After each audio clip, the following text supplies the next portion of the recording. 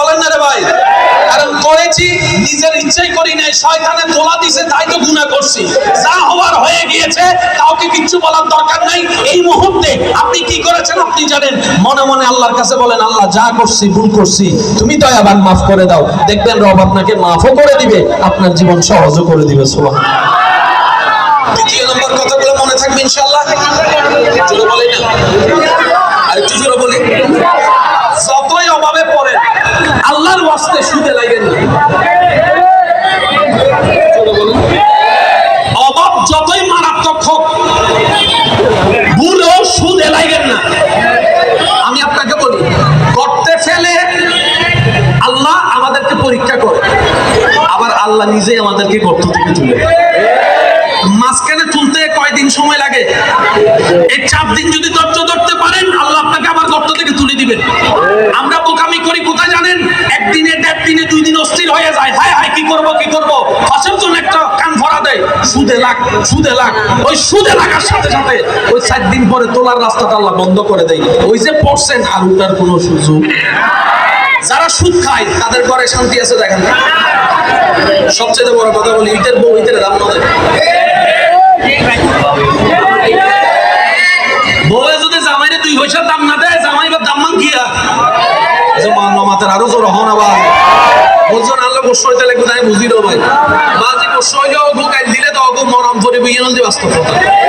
খালি খবর দম করে বিয়েন বাস্তব কথা। আসলে ময়দানে দুদম করে বিয়েন বাস্তব কথা, ঠিক না ভাই? ঠিক। এত টালাটালি করিও লাভ নাই, গালাগালি করিও লাভ নাই। আরো রাস্তা চিন্তি, অনর রাস্তা চিন্তি, ডর করে হন, ঠিক না? সুদে লাগা, সুদে লাগা। আমরা কি করব? আমরা অপেক্ষা করব। সবাই বলেন আমরা কি করব? সবাই বলেন আমরা কি করব?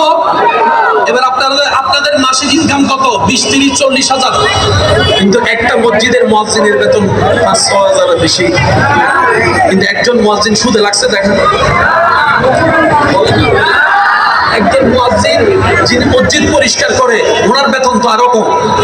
সুদে লাগছে দেখেন। কিন্তু আল্লাহ পাক ওনার সন্তান পরিবারকেও চালাই নিচ্ছে, আপনার আমার চাইতে ভালো করে চালাই নিচ্ছে। কথা বলেন ঠিক কিনা?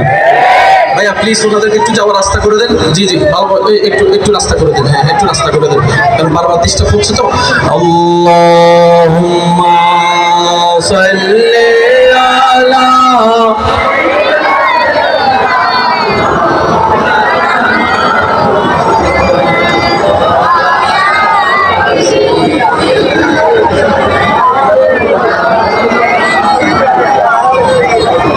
ইচ্ছে জাগে আমাদের যেতে মদিনা, ইচ্ছে জাগে চুমুকেতে। নবীর উম্মত সবাই, ইচ্ছে জাগে আমাদের যেতে মদিনা, ইচ্ছে জাগে চুমুকেতে। একবার বলেন মারহাবা। আমাদের সবার রোগ আছে না? ফার্মেসি ওষুধ হলে কোথায় যায়? ডাক্তারের পরামর্শ কোথায় যায়? ফার্মেসিতে যাইয়া কি কিনি? কি কিনি? এবার আমি সবার মনোযোগ চাচ্ছি।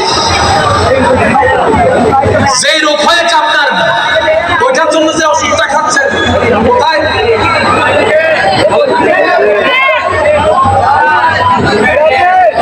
মাথা ব্যথা হলো, ওষুধ খেয়ে যাচ্ছে পেটে, ভালো হচ্ছে মাথা ব্যথা। তো মাথা কই আর ওষুধ কই?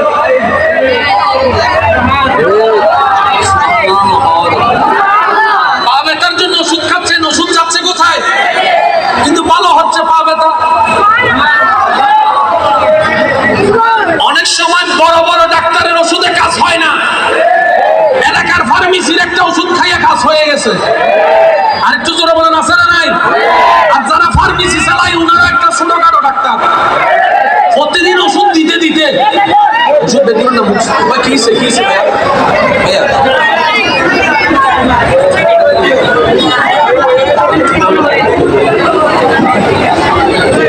আসলে আমার কন্ট্রোলের বাইরে চলে যাচ্ছে।